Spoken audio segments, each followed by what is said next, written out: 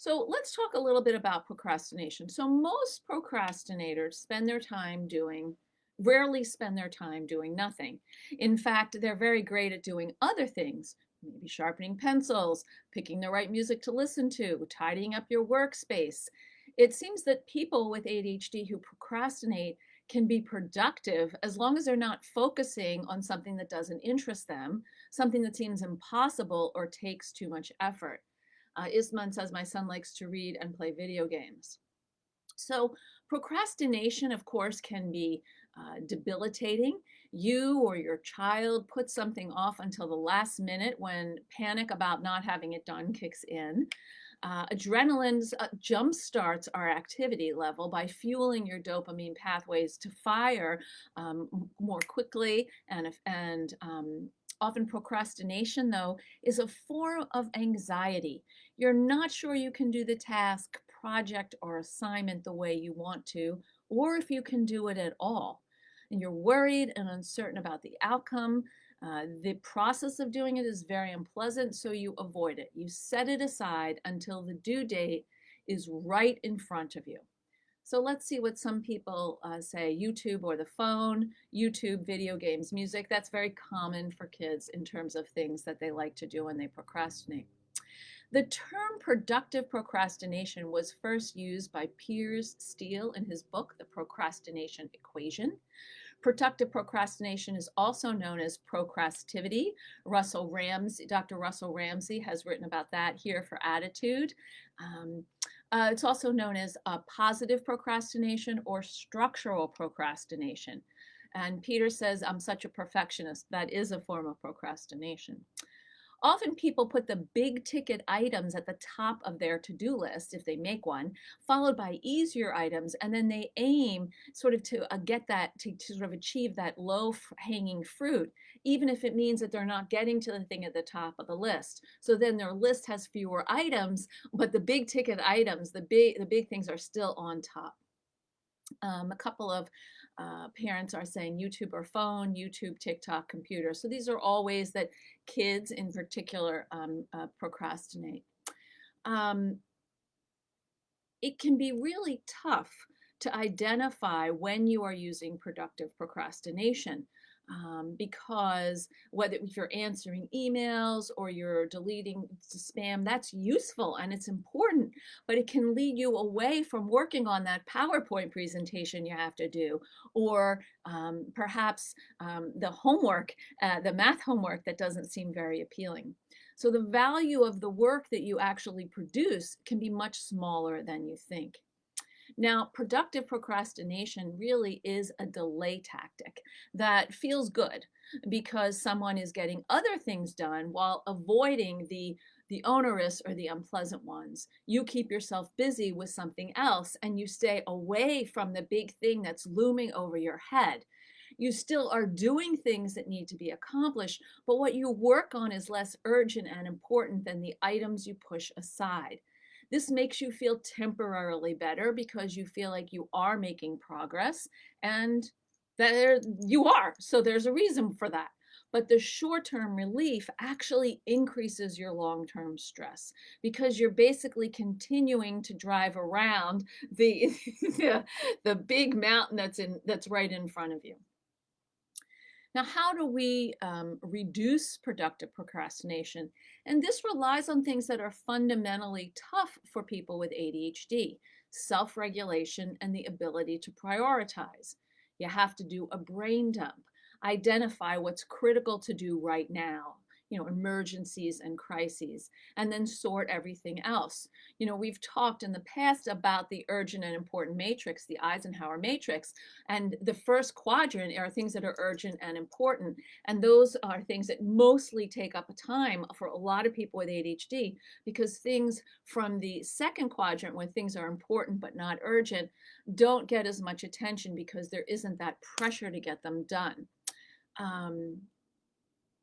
One boy I work with says, my parents say to me, don't worry about procrastinating.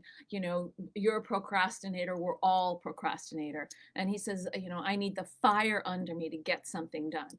And so productive procrastination feeds that kind of fire. So what happens is when you have ADHD, it's harder to do the brain dump, identify what's most important and that you need to work on that without the urgency. And this is where people with ADHD stumble, whether you're 5, 15, or 50. Um, Now, an example might be writing a social studies or a history paper or doing a work report versus doing the laundry. Both need to be accomplished. But doing the laundry is less cognitively demanding than writing the report or the paper. It's a task that's on autopilot, so it gets pushed to the front. Like, let's do this right now, instead of doing the thing that's more complicated and takes more brain power. So the creative, the organizing, sorting, and persistence needed to write that report or that paper is less. It's harder to access and it's harder to follow through on. Julie says, today I was thinking I should listen to something upbeat and motivating first thing in the morning to get me pumped up. I procrastinate on making phone calls to get more business. Yes, Julie, that's a great idea. I think what we want to do today, what my goal is to help you all identify the ways that you procrastinate productively and what you might be able to do to interrupt that, to intervene with that. So what are some tasks that fall under productive procrastination for you? Productive procrastination tasks usually have a time frame, like with a clear starting point and an end point. So doing the laundry or taking out the chicken to defrost for dinner is a finite task. Writing something like a report or putting together a PowerPoint or working on or studying for a test, these do not have time frames. And particularly if you throw in perfectionism, it's much harder to want to do them because there's no end point. You can just keep studying forever. You can keep writing and editing forever. And that's really tough. Someone's asking 0.7 nomenclature, referring to the average maturity level of those individuals, children with ADHD. I've never heard of that. So Valerie says you'll run errands. That's a fun thing to do for me, is particularly in COVID, because I get out of my house. So I'll say, oh, I'm just going to do a few errands, things that need to get done. I have to go to the cleaner. I might need a few groceries. And then 2 hours have gone by that I can't get back, and I'm not actually where I want to be. What else do other people do when they procrastinate productively? What are some things that you do? So Valerie runs errands. Anybody else? What does anyone else do? Running errands is great. Some people might like to clean. They might find cleaning up the kitchen something that they need to do. A, it needs to be done, but B, perhaps they're doing that instead of something else. They feel good afterwards because the kitchen is clean. But the actual other stuff you have to do is not being completed. Anybody else have anything that they do? Eulia says that you eat. Okay, that's definitely something. Hopefully you're hungry when you eat and you're not eating emotionally. Sharon says gardening. Well, that's a great thing to do.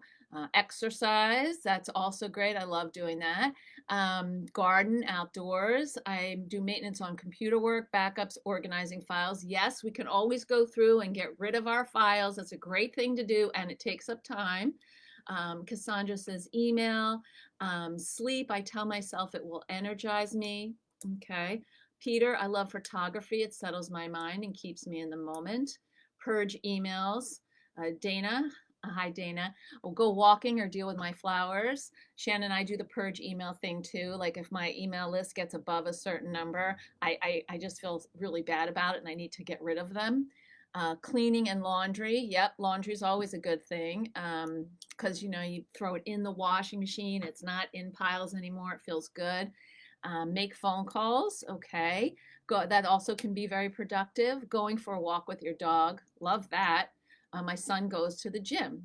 Great. Nadia, I like to wash dishes and listen to a podcast. I retain more information when my hands are mindlessly working, so I get to learn something at the same time.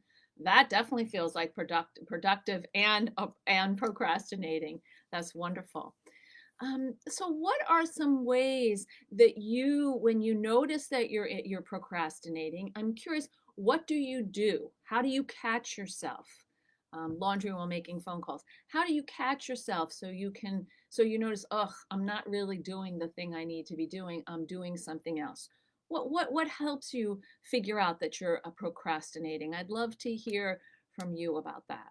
Um, I know for me, what happens is I'll say, okay, I'm just going to deal with my email for 30 minutes. And I set my timer for 30 minutes. And then when I'm doing it, it's like, oh, yeah, but there's only like three more things. I want to keep going. I want to finish. And then an hour's gone by. So sometimes it's hard to let go of these other things and work on the bigger thing because it is more cognitively taxing. It's much harder to sit down and write a blog or prepare for my Facebook Live than it is to delete unwanted emails. Um, Karen says sometimes I use meditation to procrastinate. Well, that that's I mean that's a tough one because it's good for you to meditate. Um, man, I clean a lot too. Anything but what I have to do, I also exercise. Right. So what we want to talk about today is how can we create more balance between what you have to do and what's easier for you to do. And this goes back to that idea of actually doing a brain dump of how you want to organize your day and your time. And this is, of course, challenging. We've talked about this before. What can you do to actually get the stuff out of your brain and then put in some order? These are things that I can do these three things in the course of an hour. I'll do that before I do this other stuff. Or maybe I like to get started with my work by doing something easy. You know, we've talked about how there's a way of working. We all have our individual ways. You can start with something easy, then do something harder, and then maybe something medium. Some people like to start with the hard thing and then do something easy or medium. You know, what we want to understand how you like to approach your work so that we can then assign tasks to the process of doing your work. Um, Valerie says, sometimes I can convince myself that if I get it done and check it off, I'll feel so much better. Well, you might, but if you're checking off all of the things that are relatively easy for you, you're not going to feel good because that big thing is still looming. A brain dump actually is a list, Susan. It's what's ever in your head, but it's not numbered yet. You just put out the things you need to do, and then you can number them or transfer what you have into what you want to do this morning, or what you want to do this afternoon or today, because you may have 10 things that are on your list and you can't do all those 10 things in one day. So I have a list right now going that is absolutely ridiculous. I can't do all those things in one day. And so I've assigned different tasks to different days. I'd like to do none of them, but I know that if I don't assign things to certain times, I'm not going to get them done. So, if you convince yourself that if you get it done and you feel better, what happens to your feeling about the thing that you're not getting done? So, I'd like to know, what happens when you do these other things and you don't do the big thing. How does that feel? What's the result of that in your day-to-day life? Help me understand what it's like for you when you procrastinate, so that I can offer you some support and solutions. So there are 4 tools that I came up with to sort of combat productive procrastination. And the first one is pretty simple. It's breaking big tasks down into smaller chunks. When you have a big piece of work that is overwhelming, the best way, and really the only way to deal with that procrastination, is to make it smaller. Instead of saying, I'm going to do all of this thing, you say, I'm going to do a piece of this thing. And that's true with our kids too, that we want to help them say, okay, you have to do, instead of 10 math problems, you're going to do 5, take a little break, and then do 5. So let's see what people are saying in a minute. So when you complete a piece of work, it not only then seems smaller, but it helps reduce your anxiety about completing the entire thing. So you want to create a fixed time period to work on the task so that it doesn't take over your life. So the other thing is that what happens is you complete something small, you dismiss it. Oh, because, I didn't really do the whole thing. I only did this thing. Instead of being able to say, I completed this chunk, I made progress on it, good for me. Take stock of what you're doing before you take a pause or stop, because you've done something. That's fantastic. Let's keep going. All right, so let me read some of these comments here. There are a lot of them. Let me go back. Rahul says, many times it's an illusion that you are being productive because you're being busy. Exactly. So it's the illusion of busyness, right? How to get rid of such illusions and really be productive and not procrastinate. So I think the illusion of being busy is because and that's part of the sort of the struggle with identifying productive procrastination, because you actually are doing things. So you feel like, oh, I'm busy, I'm getting all this done. But then, there are things that actually you're not addressing. And so that's why it's really important for you to learn how to make that list, that brain dump of what you need to do, and then set up those tasks. An easy thing, maybe a hard thing, then a little break, then with some notes before your break of how you're going to go back to that hard thing, and then go back to that hard thing or not, maybe do something medium. One of the things that helps people with ADHD is keeping a variety to the tasks they're doing. It's harder to procrastinate when you do that. Valerie says, if I'm really good at convincing myself, I can get the least favorite thing done. It's rare, though. It is tough to do that, Valerie. Like the thing you like the least, you're going to do first. Some people can do that. Some people can't. I'm curious, when you're convincing yourself, what do you say? Because that's what we need to share here in these comments today. What we say to ourselves to get that thing done we don't want to get done, because that's where we struggle. And this goes into one of my tools, which I'll come back to, which is about avoiding negative self-talk, exaggeration, and trickery. Negative self-talk will tell you that you can't do things that you actually can, and you've probably accomplished in the past. Anxiety often erases memories of courage and competence.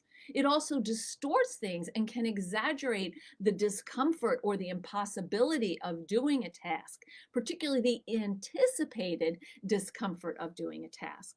Many people with ADHD also deceive themselves into thinking that they cannot do something because it didn't work before, without giving themselves a chance to do it differently this time. So take a minute and think about a time when you dreaded doing something and you left it until the last minute. How did that work out for you? What was the price that you paid to complete that? Do you want to do that again? These are some of the questions that we have to ask ourselves to avoid the kinds of productive procrastination we're talking about. So we have to create phrases to talk back to this part of ourselves. Say, yes, I can do this, and I've succeeded in the past. Or I've set my timers, I've planned my reward when I stop, so I'm going to get started. So Janelle says the trick to remember is to remember having a list. Yes. And I think one of the ways to do that is, I personally have two types of lists. I have a list that I keep, a to-do list on my computer, which sometimes I like to use. And frankly, sometimes I'm so tired of looking at my computer, I don't. And then sometimes I keep a paper list, because there's something very satisfying for me about crossing it off. I feel like, okay, look at me, I'm getting stuff done. I've crossed it off my list. But you may have your own system, but identify what's going to help you feel like you can take on that difficult task. Dana says, if I do other things instead of what I need to do, it stresses me out in the future. Right. And is that desire to avoid that stress a motivator for you? We want to be in a position where we know that we're going to feel bad if we don't do something. And so that's going to motivate us, to encourage us to do something, to do that thing. And we may not be able to do the whole thing, but if we get started on it, then the size of that task is already smaller, which can help us get started the second time. Susan Richardson, always that thing, big cluttered closet that never gets started or done. I think when there is a thing like a big cluttered closet, you might need a buddy to come over and have a cup of tea or coffee and have someone help you with that big thing. Maybe a family member, or if you have a grown child who's willing to do that in exchange for, I don't know, perhaps a nice meal, or a special haircut, that might help. But sometimes with cleaning tasks in particular, chores, it is helpful to have a body double. Harlan says, for me, the smaller things are typically my choice. The big tasks are typically other directed or compliant. It's the must-dos that get put off. That's really interesting, Harlan. I'm curious about why the must-dos get put off. Jen says, definitely trying to break cycles of irrational guilt when I can't do everything, which of course results in burnout. Gotcha on that one. Obviously developed clinical anxiety due to late diagnosis. Understandable. So yes, one of the things, and Jen, maybe we can talk about this or set this up for a Facebook in the future, is particularly women, the guilt that people with ADHD feel because they're not able to do X or Y, and their kind of irrational fear of disappointing others, and how that kind of can get into this really negative shame spiral. Christina says, 5-minute break after 25 minutes before doing something, otherwise I lose track of time. Good for you, Christina. Do you set a timer for that, for both sides? Like when it's time for your break, you set that, and then do you have a second timer for when it's time to go back? The Pomodoro technique, 25-minute chunks, is a favorite among our ADHD experts. Thank you, Annie. I love that. Dana, you just have to keep talking to yourself and keeping yourself on track to get it done. Right, and that's really an important thing for both adults and kids with ADHD, is that ability to talk yourself through things. Isman, I find that getting the big thing done first helps me. I only put 3 things on my list per day, so that way, if I only get one thing done, I feel I accomplished something. Wow, Isman, this is great advice for people, because I don't know about other people, but I put way more than 3 things done on my list, and then I don't feel like I'm accomplishing things. So that is fantastic. I love that. Thank you so much for sharing that. Let's see. Valerie, I give myself a pep talk and remind myself that I'll have less anxiety when I get it done. And it will feel so good to tell my husband, I got this done today. I like the praise. That's fantastic also. Karen, Louise, yes, I use lists a lot, but on my phone mainly because it's always with me. Right, and that's the beauty of living in the 21st century, right? We can carry that phone with us. We know where our phone is, whereas pieces of paper get lost. You're welcome, Susan. Valerie, I always complete all the little things first. Then I can hyper-focus on the big one. It's hard to do things in a prioritized manner. It's interesting how hyper-focus can be so helpful for so many people, because you do the little tasks and then you have an open stretch of time to really dive in and stay with that big task. Valerie, if my husband helps me get started, it's less daunting. I never want to do something if he tries to get firm with me. Then I dig in. I understand his frustration, but the firmness makes me resist more. This is interesting, Valerie. I wonder if any of you who are parents of kids with ADHD have this experience, that the more you get firm with your kids, the more they dig in and don't do it. I'd like to hear about that, because I'd like to offer some support and interventions.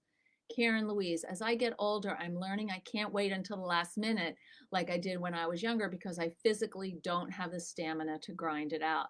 That's such an important insight, Karen.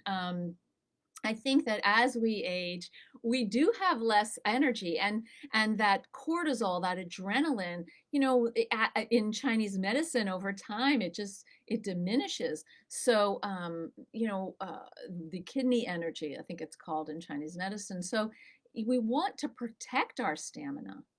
Vicky, I have a similar issue without an external deadline. I think perfectionism is the reason for me or feel of failure. Right. And so it's hard when you don't have an external deadline to put that deadline on yourself, which is why, school is very helpful for kids with ADHD because the external deadline is built in. Or your boss says, I need this by Friday, the deadline is built in. The challenge is how do you assign the time to make it to that deadline? Dana, haha, I'm paying the price right now for not cleaning everything off my floor since my carpets are getting cleaned tomorrow. My friend is wanting to do something after work tonight. If I had everything clean off my floors days ago, I wouldn't feel so bad about doing things with my friend or be staying up till 2 a.m. cleaning off your floors. I get you, Dana. Harlan, the must-dos get put off because I think they are must-dos. Ah, interesting. I think this is my ODD in full-time mode. I do find that I can sometimes overcome this if I start first thing in the morning. That means no later than 6:30 a.m.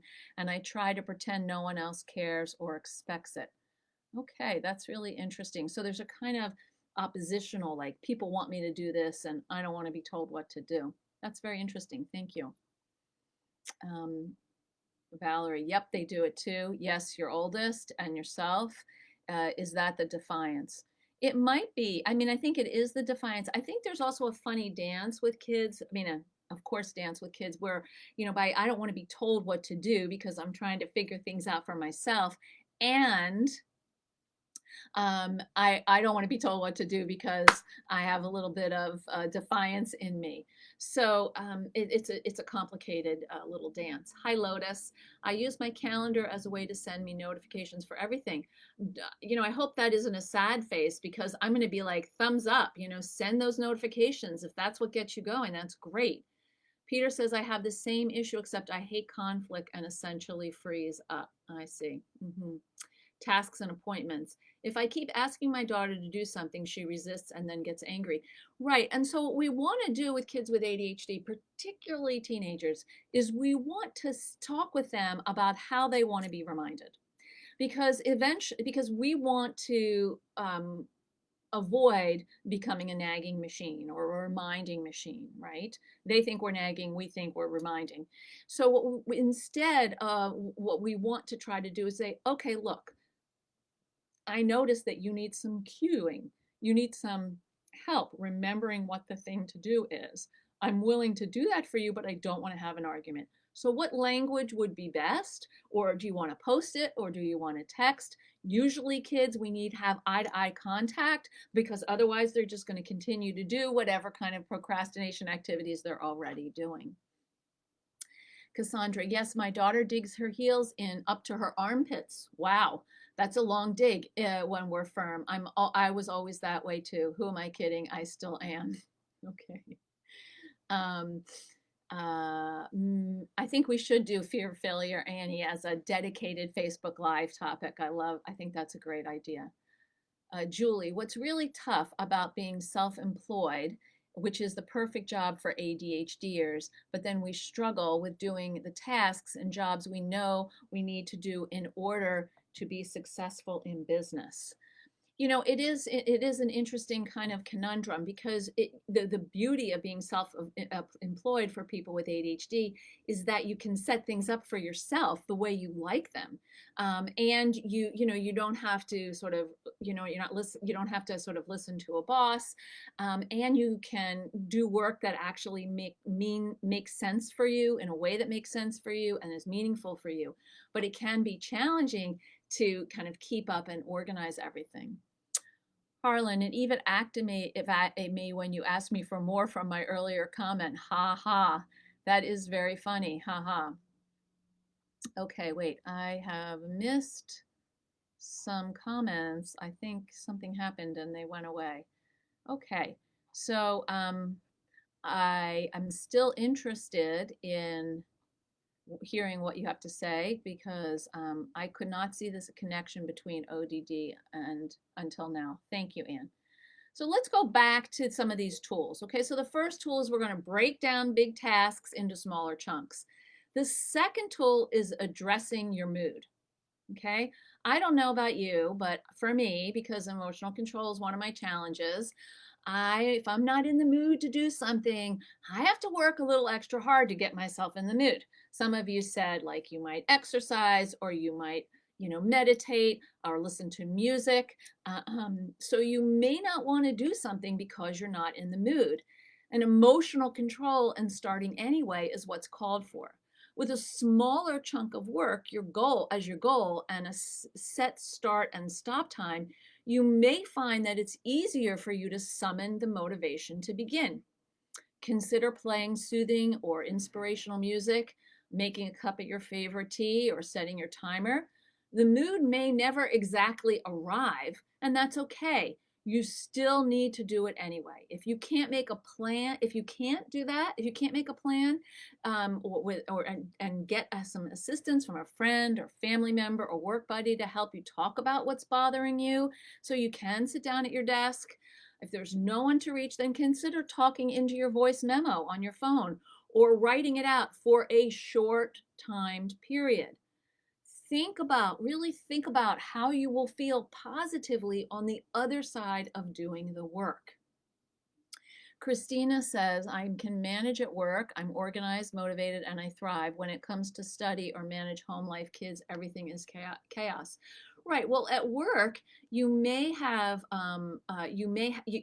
things are sort of set up for you. You have tasks you need to do. Dana says self-employed would be good, some of us, because you need structure. That's right. And so when you work for someone else, you have the external structure, so you don't have to create it. But if you're a parent at home, you're creating the external structure. You're organizing things, not just for yourself, but for your kids. Parents naturally are the prefrontal cortex for their kids until their kids, move along into middle and high school.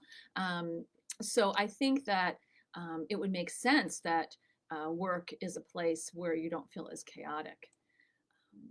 Okay, so we talked about the third tool, which is avoiding negative self-talk, exaggeration, and trickery.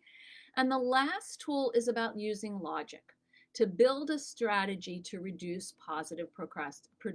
productive procrastination, also called positive procrastination by some people. So you want to continue to work on improving your prioritization skills.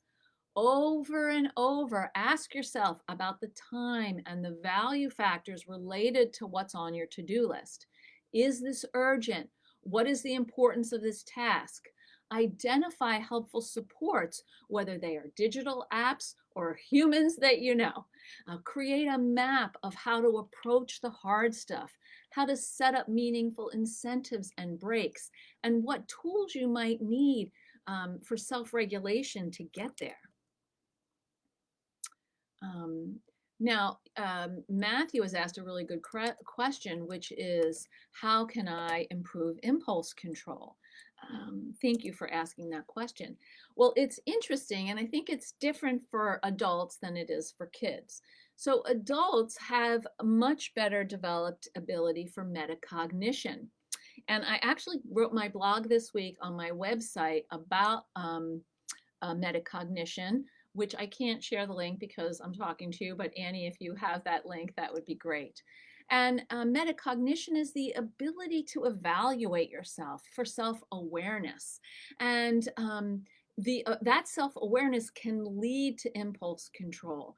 And the way it can lead to impulse control is noticing when you are impulsive and how you feel after you do something impulsive, and what types of situations, in what types of situations are you more likely to be impulsive, and what kinds of things can you say to yourself that might help you slow down.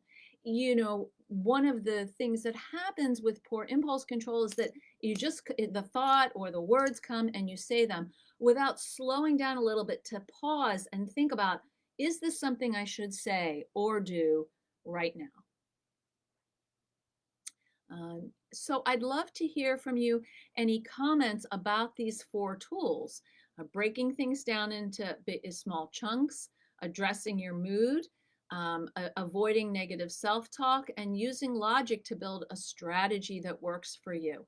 Thank you so much, Annie, for posting that blog. So I'm curious, what strategies have you tried, or would you like some feedback on that you've tried to reduce productive procrastination? What has helped you, and where are you stumbling?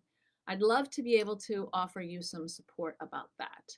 Um, and I think if you're doing okay, do you have a child who struggles with productive procrastination, who likes to do everything but the thing? So it's time to do homework. We'll get a glass of water. We'll organize their papers on the table. Might need an extra eraser. And so, spends a lot of time collecting, putting everything together, and time that could be used to actually do the work. So, who has some answers to the question that I just asked? What tools do you use to reduce or monitor your productive procrastination? And what kind of support might you like from me in doing that?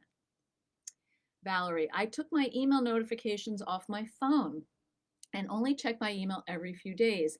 This has helped my impulse control of buying deals often, saved me money. Woo, woo, woo! Valerie, that's fabulous. I love that. I actually keep my notifications on my phone limited to texting only because I'm just distracted by all these things that come into my phone, and they take me away from the task at hand. So that's a great idea. What else do you do to monitor or reduce your procrastination? Anybody? What else are you doing? You've noticed that high school kids in high school start playing the Jeopardy jingle on loudspeakers as kids are walking into school in the morning. It must be helping the kids get into the thinking zone. Sorry, Valerie, I didn't see that before. Thank you so much. Anybody else? What do you do to help monitor or reduce your productive procrastination, or that for your child? And if you say the answer is nothing, what of the suggestions that I've put out might help you? Peter says, I try and use positive emotions and recognize when any come through the day because of pretty bad negative self-talk. Thank you. Yulia, no answers. How do we help ADD kids implement strategies? I tried to get my son to listen to this lecture, and hold on a second. And then he ran away to write a story while before he was procrastinating and not writing a story. High school, so hard. It is hard. And I think the ways that we get them to implement strategies are by identifying where they want to see change and collaborating with them on how to create that change. So you pick one thing you want to work on and you collaborate with them on that. Jen says, putting my phone face down, but alert limitations might be better. That's a great thing to do. I think putting your phone face down can be very helpful. Alarms, excellent. Mindfulness practice has really helped me refocus when I'm drifting from my goals. That is wonderful. I think mindfulness actually, of course, nurtures and increases metacognition, which is the thing that's going to help us notice when we're off track in the first place. We can observe ourselves neutrally and not criticize ourselves for being, less than this, or not a good that, or some other kind of negative judgment. So that, I think, is very helpful. I think that one thing that we want to think about when you're trying to reduce productive procrastination is a strategy for approaching the tasks that you have to do.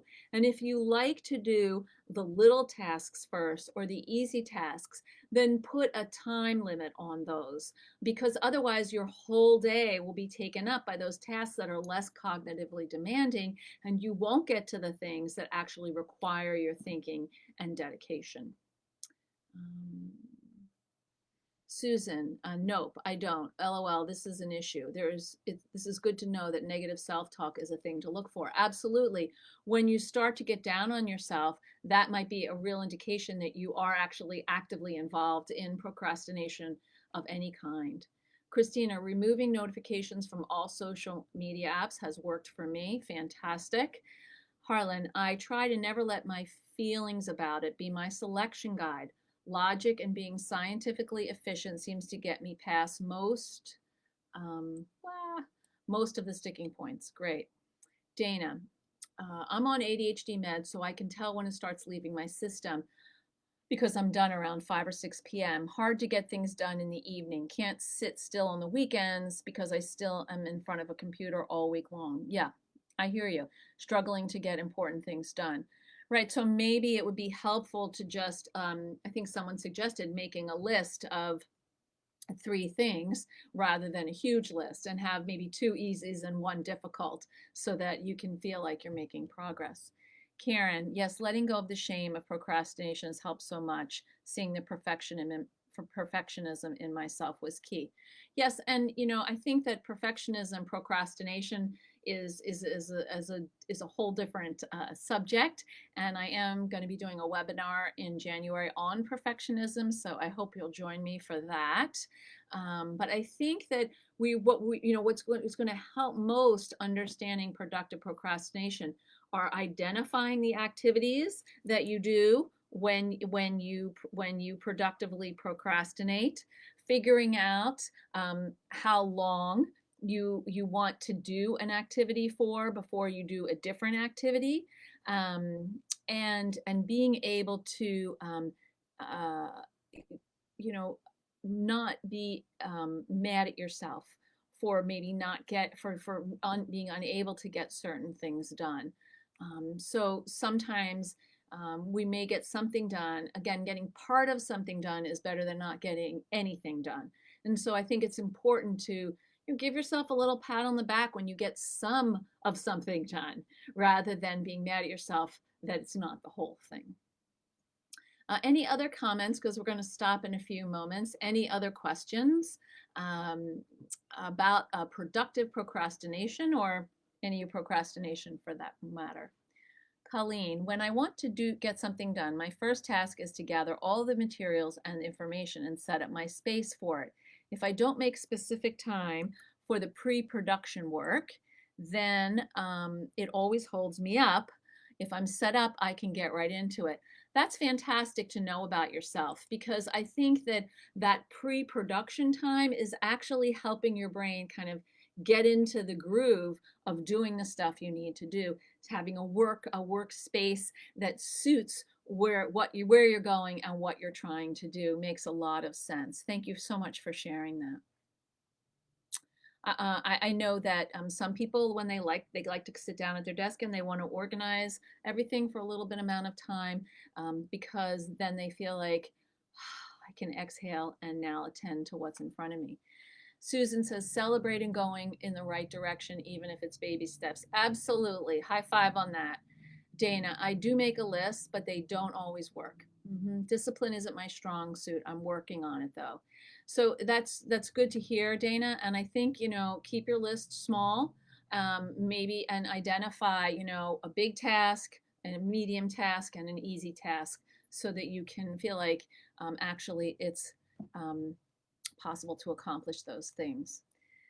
Well, thank you so much for joining me today on this conversation about productive procrastination. It was great to have you.